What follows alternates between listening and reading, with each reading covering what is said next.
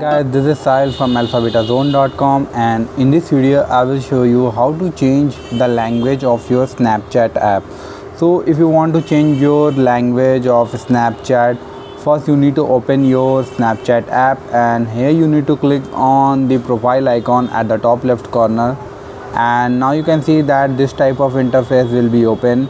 Now you need to select the setting option at the top right and scroll down. Now here you can see that there is an option called language in the setting option. Click on it. Now choose the language which you want on your Snapchat as a default language. Like if I select French, if I click on change, now our language will be changed to French. You can see that our language will be now become French. I hope this guide was helpful and you will be able to change your Snapchat language. If you like this video, please subscribe to our channel and visit our website alphabetazone.com.